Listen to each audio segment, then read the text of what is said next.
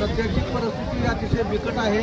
या ठिकाणी खरं तर रस्ते ऑपरेशन करायची वेळ आलेली आहे। लोकांना आज 24 तास झालं घराच्या बाहेर निघता आलेलं नाही। या ठिकाणी केवड असेल, उंदरगाव असेल, सुलतानपूर असेल, दारपळ असेल, सगळाच चिलाकाट अतिशय म्हणजे पाण्याने गच्च भरून गेलेला आहे।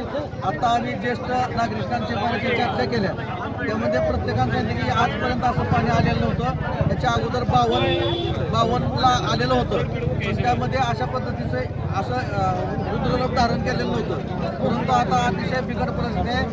आज सकाळपासून आम्ही बघतोय की कालच्यापासून लोक या ठिकाणची केवडचे असतील, सुलतानपूर असेल, निमगाव असेल, ही सगळी स्वतः गावातली तरुण पिढी घराच्या बाहेर सगळ्या जनावरांना वगैरे गावाच्या बाहेर काढून निपडीला आणलं आहे। या जामगावच्या परिसरात बरीचशी लोक आता वरच्या वर सरकत चालली आहेत। या ठिकाणी पाण्याची अवस्था बेकार आहे, पिण्यासाठी पाणी नाही, स्वयंपाक करायचा म्हणलं तर त्याची सोय नाही। आणि अशा परिस्थितीत अजून शासनाची कुठल्याही पद्धतीची मदत या ठिकाणी झालेली नाही।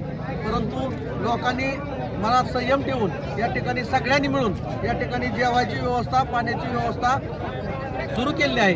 आता प्रश्न पडलेला आहे तो जनावरांच्या चाऱ्याचा, आणि जनावरांचा चारा सुद्धा कशा पद्धतीने उपलब्ध करायचा त्याविषयी चर्चा चालली आहे। लाईटीचा संपर्क या ठिकाणी केवळचा तुटलेला होता, तो आता